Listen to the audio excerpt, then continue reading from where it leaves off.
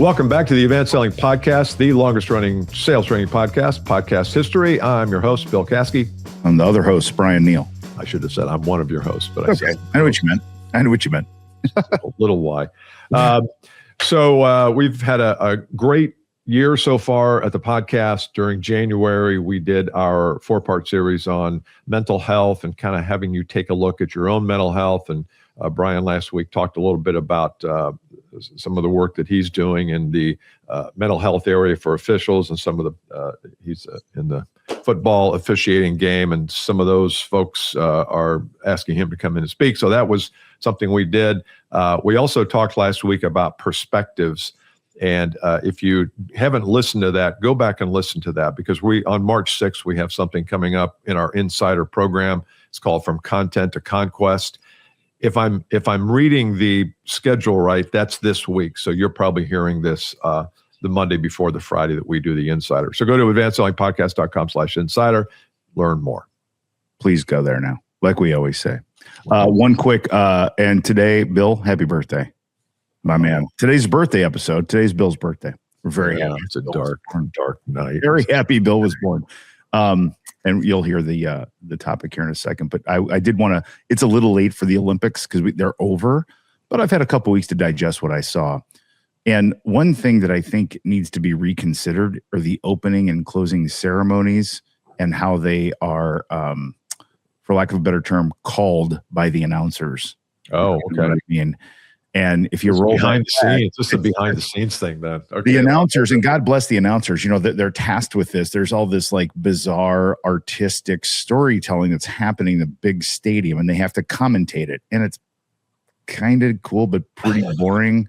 And they're going through, and, you know, they're like, and you'll see the green and red and white ribbons representing the colors of Italy, and the ribbons emulating the shape of fettuccine, perhaps fettuccine. Yeah, I'm sure. Whirling around fettuccine in the colors of Italy. Viva Italia. You know what I mean? I'm like, Come on, what are we doing? And it's 3 minutes as they're marching through, so they got to have something. They can't start talking about France for the fettuccine noodle guys that are the flag colors to get out there and do the thing. And I feel for the announcers. That's a hard job. But I think so. You just rethink that. Put Snoop in there, man. Snoop was so funny. Anywho, I thought Mike Tirico, who was the kind of the host for the Olympics, I thought he did an awesome job. He's so good. He's just so good. He is so good. And, you know, Bob Costas was the man for so long. You think, God, how can anybody replace Bob Costas? Oh, Mike Tirico, step right up. Hold my beer here, baby. It's me. I'm here. He is great. And now I don't know who writes his stuff, but the closing, he did a little closing thing for 5 minutes. I was like, shit, it made me want to go skate or ski or something. But do biathlon, right? Yeah. I want to ski and shoot. Boy, some of those sports too. The sport where they have to run up the mountain in the ski back down. Yeah. Who signs up for that? Yeah. I'm like, this looks like a lot of fun. Like, I couldn't think of anything worse. And it was Tirico, I think, in his final. It said, this is Olympics all takes place in the cold and snow. We're all trying to get out of the cold and snow as humans. And here these guys are stepping in. Yeah. And I will tell you, having met him multiple times, he is the nicest guy on the earth. He is such a genuine human with zero ego and extremely interested in whoever he's talking to. He's just an awesome human. You can kind of tell just from his sports days. It's good. What you see, what you get. Yeah, sorry. All right. Can we do birthday episode? Let's do it. Yes, sir. So the way I teed this up, we have to, is we want to talk about sales gifts, which we may have talked about in some way, shape, or form in the past, but today it's like personal because it's your birthday. Okay. And you think about your birthday when you're a little kid, you know, you get presents or maybe you make a list and and then you get to be a teenager and then it gets a little bit more about whatever the things are, clothes or music or albums or cassettes or CDs or Spotify playlists these days. Then you get a little older and you don't want anything. You're like, I don't need anything. I got everything I want. You know what I mean? Yet there's people want to give you gifts to make you, it's a good feeling to show that you're loved and cared for and all that jazz. So I thought, what were the sales gifts? What are the sales gifts that Bill and I have either received through our sales experiences? What are the sales gifts that we've given maybe? Or what are the sales gifts that we maybe haven't received yet that we'd like an answer to? That's good. That's good. Yeah, it's good to think about. can I tell you my impression of the gift giving right now, especially for birthdays, is, people do. My daughters say, what do you want? What do you want for your birthday? And of course, it doesn't start until like 36 hours before we're getting together. So they haven't thought too much about it. No, I'm just kidding. Not really, though. What do you want for your birthday? And it's always like, well, everything I need, I buy. Yep. And it's not like you're going to surprise me with something and it's not going to be quite right. I'm going to have to fake it and pretend like, oh, I love this sweater, polka dot sweater. Now they're really good at buying, but then it gets just down. We're just trading Amazon cards or we're trading Starbucks cards. So I got $3 $30 to whatever Starbucks gift certificates. We had a little party yesterday for me. And that's good because that's useful. That's useful, but it's not super creative. Right. But I appreciate it. I can't tell where one of them starts and the other one stops. So I don't know, like I'm on Marcia's card now. It's, they all look alike. So anyway, so what I did buy for myself, though, let's start here. And I was thinking, what do I want for my office? I got the studio here. I got lights, I got cameras, I got microphones. And what do I want? Oh, you know what I need? I've got this Rode mic that's a lav mic that I'd like to have set up, hooked up to my iPhone, because sometimes I don't want to use the real big video. I just want to use my iPhone. But it doesn't have much of a reach on 3 feet. So I bought a 6-foot USB-C extender. See? And I got it last night. I was so excited to walk out. And it's not underwear. It's not t-shirts. It's not socks. It's not old man gifts. USB-C extender. See? So it doesn't matter. It's meaningful to you. And you bought it for yourself. And it makes you feel good. That's what this episode's about. It's fantastic. A 6-foot USB. That's fantastic. And I know exactly what you mean, because that would make me happy too. Yeah. Any sort of cord or gadget connector makes me really happy. I found one. I was looking for another adapter and I was digging through some stuff and I found an unopened little 1/8 cord audio cable to a lightning. And I'm like, oh, I didn't know I had this. I don't need it right now for anything. And I don't know if I ever need it, but man, I'm going to focus my spotlight on that so I never forget. So great to know that if I do need it, I have it, which is really awesome. Yeah. So, all right, you got something? Sales gift past the 6-foot adapter? You want me to go? Oh, a sales gift? Yeah. Let's see. I haven't thought about it that way. Do you have one? Because why don't you go and then let me start, and I'll give you credit for this. When I first learned to sell, I was at Procter & Gamble, and it was very old, aggressive, persuade, feature benefity, which I get. It was the early 90s, and that's what people knew, and that's what it worked for them, for that market in the past.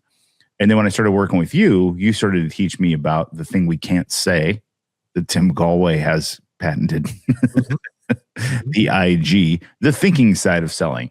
And I was a big component of thinking in general in life for like self-development, but I'd never applied it over to selling. It always stayed separate in my mind. So I consumed all this self-helpy stuff, but I never put it into my sales life. And you really helped me see the connection between those two. And I was very resistant at first. It was like two different worlds colliding, and they just didn't make any sense until they did. It took a long time for them, but just combining things like, you didn't invent abundance, neither did I. And when you apply it to selling, which I'd never done, I applied abundance in my personal life, but not in the sales life. So that's a real gift to me to combine those two. It was great. That's nice. Appreciative of. Yeah. Happy to do it. That's good. One gift I think we can all give ourselves, and I'm speaking here of, we all have good careers. We all earn money. We all want to make more. We all don't want to work twice as hard and make twice as much. I mean, we all have those constraints. I think any investment in yourself is a really good investment, because other people won't invest in you. It's not like you say to your family, well, what do you want for Christmas? Well, I'd like to, buy me something that helps me build my personal brand or helps me invest in myself. They're going to say, what are you talking about?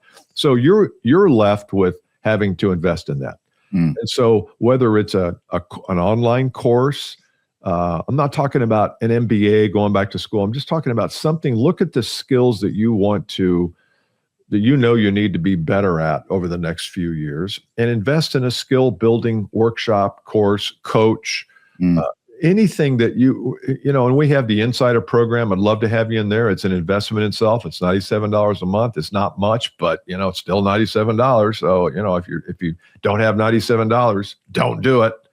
But it's a way, but it's something to invest in yourself. And so get around people who are working on themselves, working on growing their business. It's the best gift you can give. Yes. That's really good. And I know there's $40,000, $80,000 mastermind programs out there. That's great. But I've tried those before. I don't find them any more useful than a $97 or $300 a month mastermind. You can spend a lot of money on this stuff, but find a group that is learning what you want to learn and invest in yourself. I love that. And that prompted this interesting thought in my mind I never thought of before, which is, how many times have you or I been approached by a client where the CRO or the VP of sales said, hey, the reason I'm calling you is because my whole sales team listens to your podcast and they all want to pay to be part of your program. And they're going to pay, but I thought I would sponsor it first. All salespeople wait for the company to pay. That's right. They wait for the company to bring the coach in or the trainer in or the program in, whatever the thing is. Wouldn't it be cool if some sales group of 25 salespeople said, screw this, we're going to go get it ourselves, boss. We're going to each get our checkbook out and write it. And I'm telling you, I have this dorky phrase, when you commit, the world commits around you. That's right. When you commit, the world commits around you. And if you write a check to be in the Insider, I guarantee you the world's going to commit around you in some way, shape, or form to feed that back to you at a multiple. Guaranteed. Yeah, but if you don't, it won't. So I don't know if you know who Eric Weinstein is. He and Brett, his brother, are kind of cultural observers. They each have their own podcast, and Brett comes from an academic background, and he's been on Chris Williamson's podcast and some others. Anyway, I saw him interviewed the other day, and he was talking about AI specifically, even though he didn't mention it. He was talking about it, and some of these guys, including him, are a little bit doom and gloomers. They're like, watch out. If you don't know AI, your job is going to be gone in 6 months. And he was kind of a little doomy and gloomy, but some of his points were really right. And that is, you've got to become good at many more things than just the lane you're in. And he says, we've been taught for so long, pay no attention to anything on the outside. Just look at what you need to do. He says, that's just not the way it's going to be. You're going to be a generalist. You're going to need to understand AI and marketing and sales and negotiation. You're going to have to understand all that, because the people who bring the most value will have their competencies across disciplines, not just in one thing. And it's because AI of why you need to do that. And I thought, that's really interesting, because we've been preaching to people that they need to understand marketing for a long time. And some of you are, some of you aren't, but that would be a gift that I would give myself, is to learn more about marketing, not marketing from the 70s, but marketing today. How do you engage potential customers? There are courses, and there's books, and there's podcasts, and so I would learn that. That's great. You mean 70s marketing, like a full page Marlboro ad? Yeah, exactly. Yeah. By a doctor. Remember that? The old days when the doctors would actually prescribe the cigarettes. Doctors recommended. Yeah. All the young people. Crest and Marlboro. It was it. They don't believe us. True. Doctors used to endorse cigarettes.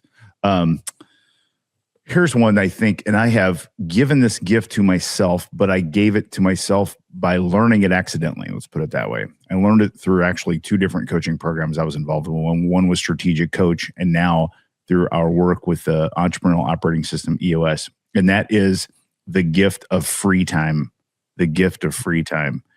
And I share this message forward with people, give full credit. This is Dan Sullivan's entrepreneurial time system. I've been a practitioner now for probably 7 years at this point.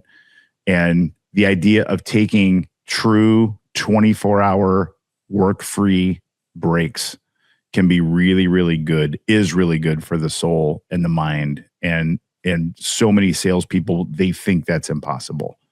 And that is just inflated self-importance. That it just is. You can take a break. and just do something to fill your soul and just turn things off and just be, whether it's in nature or with your person or whatever it is, or playing music, just to get, I think that's such a gift that so many people do not give themselves. Mm-hmm. And then wonder why they're so stressed out, so bent, so burnt, so, anxious or whatever the thing is, because they don't give themselves the gift of free time. And I think it's a great thing to do for yourself. That's awesome. Yeah. I know that he has always preached that, and I don't follow that like you do, but I do follow the theory of don't burn it at both ends. I mean, it's just not healthy. It's not good. And so if you want to take 3 or 4 hours and, go walk and go work out, or during the middle of the day, it's like, go do it. But I know we live in this culture that's and management has forced us into this too, this grind culture. And you got to be here at 7 and leave. I saw you left at 5:30 the other day. If you want to be a winner in this company, you got to stay till 7. And it's like, really? Maybe I don't want to be a winner in this company because I got 3 kids at home who need me, and I'm not. So I know that that's counter culture, but I think that's coming back too. I think that the days of, no, I'm here from 8 to 5, and if I have to work from 9 to 11, I'll do it. But I'm not just putting in time because you're checking the clock. No, take breaks. Yeah, that's good. No, I think, I was listening to a guy named Omar El Takori, who's a personal brand guy on, he has a really popular YouTube channel. And he was talking about building your personal brand. And I know we've talked about that off and on, or more on than off, a lot over the years. And he was saying that, brand building, personal brand building today is not hiring a makeup artist and having a videographer show up at your house and do, glamour shots. That's not personal brand building. Maybe it used to be, but it's sharing your life with people as it relates to business. So one of the things that we're going to start doing is when we have a client, a prospect, or a client that comes to us with a problem, we're going to start talking about that problem, not naming names, no names, totally anonymous, but we're going to be very specific. And we talked last week about telling stories, specific about what is the problem and how would we go about fixing that problem. And you might say, well, where is the gift there? Well, the gift is, think of the gift that you're giving to your audience too. You can't just think about what am I going to buy for myself, although we love doing that, or what is somebody else going to buy for me. Think about gifts as things you can render out to the audience that might touch somebody in a certain way. Even if you're saying the same thing everybody else is, you're going to say it slightly differently. So we can also think about the gifts that we give to our audience, to our, prospects, suspects, whatever you want to call it. I call it audience. And let that suffice too. So let's not forget not just what we're getting, but what we're giving. That's awesome. That's so true, isn't it? Yeah. Last one I'll wrap on is I think a gift that we all have, that we've been given, is the gift of when we are in career right now, because I don't think there's been a better time with more useful tools to be in business and or in a sales environment. And I think that's a bit of a perspective switch for some people. Some people see the tools as overwhelming or constraining or restrictive. Even your CRM, like, oh my gosh, the CRM, I got to pull this stuff in there. And I'm the old man for a second. Bill and I had to do that crap on freaking notes and stuff on paper. We had to organize our whole life in files, like customer files. Remember ACT? Oh my God. Well, ACT was like the first. Yeah. ACT was the first. And it was, I actually like that. I mean, great. I loved ACT. Yeah. Before that, this is what people don't realize. But, and I know it sounds very old man boomerish, but people, we had to write everything down in files. So especially the Gen Xers who are complaining, they got to pull Salesforce and stuff in or whatever. See that as a gift, man. See your phone and your computer and LinkedIn and AI as a gift. Those are gifts. Gifts. Gosh, it makes things so much easier if you look at them that way versus if you look at them as intimidating or constricting or have-tos and things like that. Those are, and they just keep coming. The gifts keep coming with this deal. It's just fantastic. That's so true. Yeah, that's good. Yeah. All right. Well, we want to hear from you. So why don't you connect with us on LinkedIn? You go to advancedsellingpodcast.com/LinkedIn and let us know either A, what you heard us talk about today that you'd like to see as a gift in your stocking, or something that you have noticed that's really useful for you. Maybe you have, bought a new kind of planning system and you say, man, this has changed my life. Put it in there. Yeah. I mean, we can shill a little bit here. So we want to hear from you, advancedsellingpodcast.com/LinkedIn. And of course, Insider on March 6th. I think that's later this week if it comes out the way I think it will. From content to conquest, we're going to talk about how you can generate more leads, more revenue. Awesome. All right. See you next time. Bye. Bye.